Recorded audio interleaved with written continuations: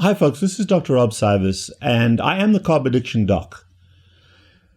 One of the things that we have found is that, and I think you know this if you are trying to follow a ketogenic lifestyle, is that more and more what we're advocating for our patients clashes very heavily with a traditional medical dogma. And I've been in this business for a long time. I've been in healthcare for a long, long time. In fact, I can tell you I've been in healthcare since before I was born because my father was a pediatric surgeon, an academic pediatric surgeon in South Africa. So I've been engaged in healthcare. My mother was a nurse. She was an operating room nurse. So I've been engaged in healthcare since before I became a doctor. And clearly as a clinical doctor and as a researcher, I've been engaged in it in most of my life. And one of the incredible things, the tragedies that I've witnessed in my own lifetime over the course of the last 5 or 6 decades is the transformation of healthcare from being a profession where patients come first and where we're really interested in understanding biology, understanding disease processes, and seeing more and more of a shift toward business and looking at healthcare from a revenue generation perspective rather than a healthcare provision perspective. And I want to break that down a little bit because if this is what you're trying to do, if you're trying to improve your health, you're going to get trapped within that system. And that system is not going to treat you very well. You know, I most recently started thinking this through because doing what I do, I cannot find acceptance in what's happening with healthcare now more and more, which is where doctors and physicians and providers are organizing themselves in these large commercial groups. So if you've got a few hundred doctors of different specialties that group together and practice the business of healthcare as a large organization, they've got negotiating power with the insurance companies. So you've got this block of physicians and healthcare providers that are all the same. They're identical. Oh, I'm different. No, I'm not. You're conforming and you are trapped in the economics of belonging to a company, to a large commercial venture whose interest is number one, money, and number two is risk. Providing healthcare is very, very low on that totem pole. Even for physician-run enterprises, they're economic. Then the second category are the insurance companies. What do insurance companies do? They regulate money. They decide who gets paid for what. So you got this big conglomerate company, billions and billions of dollars. Aetna, CVS, they've now joined. So you got a drug company that has bought out a health insurance company. So you got this big conglomerate. Why? It's a business organization. And they monopolize and control what you're allowed to do, what you're not allowed to do. And they have best practices that they now tell, where CVS is telling me how I should practice. And if I'm below the standard of care, for example, if I don't prescribe a statin when I'm prescribing diabetes medication, they send me a nasty letter.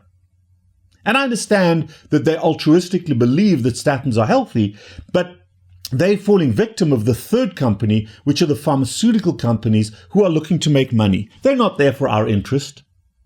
They're looking to, again, it's about the dollars. And I'll give you a perfectly good example, the diabetes space. The most important medications, in my opinion, for diabetes, metformin and short and long-acting insulin, plus CGMs. Those are the 4 things that I use to treat my diabetics to remission. To remission, folks, where they are no longer diabetic. You'll never see an advertisement for those things on TV. Maybe a CGM, the Freestyle Libre. But you don't see ads for that. What do you see ads for? The very, very expensive, pretty much useless diabetes medications. The GLP-1 agonists, the DDD4, the SGLT2 drugs, the Invocanas, and the Tresiba is a long-acting insulin, but it's a very, very expensive long-acting insulin. But more and more, we are being bombarded by the 99 drugs that are being sold at ridiculously high prices. And then the other category we're getting bombarded with are all the monoclonal antibodies. Thousands of dollars per dose, usually. And yet there are much simpler remedies. Those aren't being advertised because that's how the pharmaceutical companies make money. Just look at the Purdue Pharma opioid political wrangling, how they're getting out of that. If that was a low-level person like myself, I'd be in jail forever. But we get to spend our billions of dollars. It's crazy. But that's what pharma has happened. That's the third category. And then the fourth category, huge lobbyists, huge controllers of healthcare dollars are the hospital systems and the hospital networks. They control clinics, they control doctors, but the healthcare networks. So we've got these four major players in healthcare. They all have huge lobbyists. They all control the politicians. And healthcare, folks, has become a business. To the point that for some of the consults, and I typically spend about an hour with my patients for the first time, I'm getting reimbursed by some of these companies $11.87 for an hour of that work. I can't function under those conditions anymore. And more people like me who understand the biology, who understand that caring for the patient is still a fundamental prerequisite for physicians, at least in my opinion. And I'm going to do what's best for my patients based on my training, based on my medical knowledge, based on my biology, based on looking at that patient.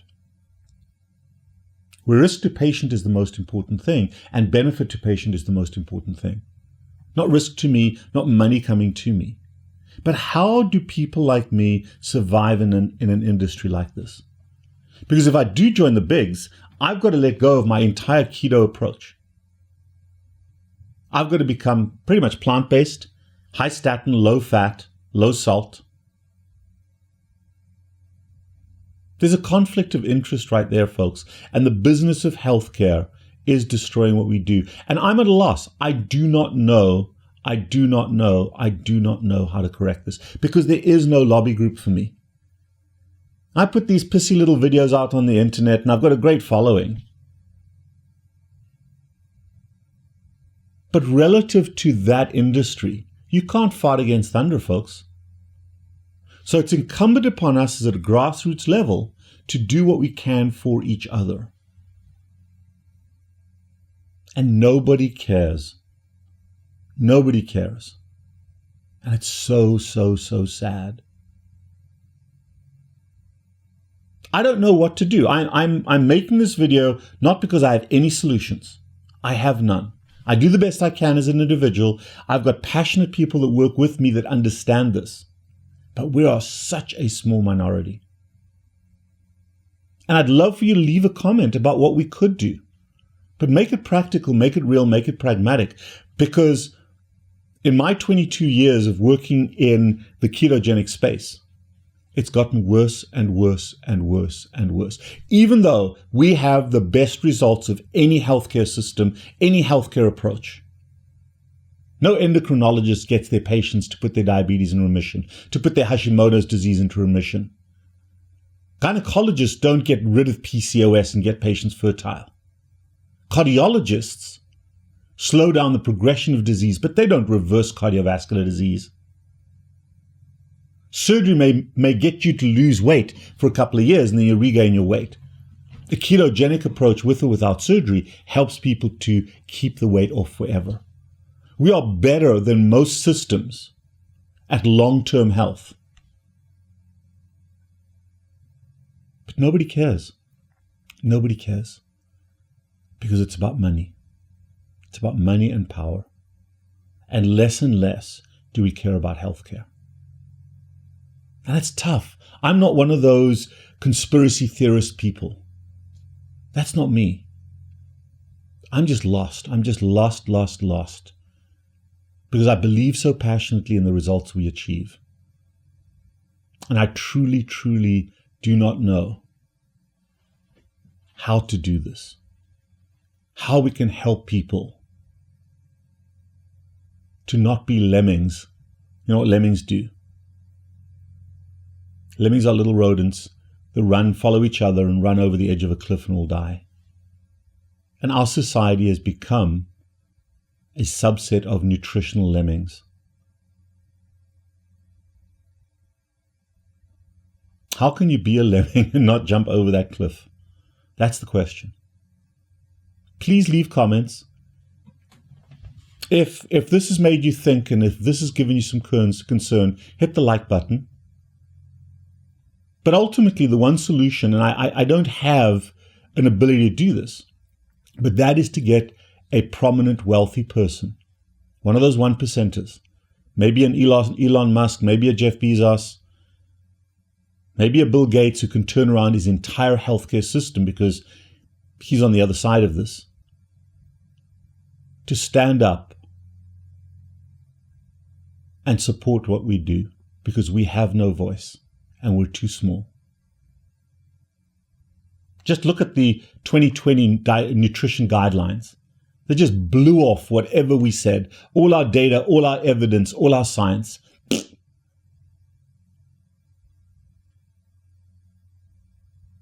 What do we do? Because in my lifetime, I see this getting worse, not better. You can always find me on this channel, but give me some ideas. Share with me what you think we can do. Thank you.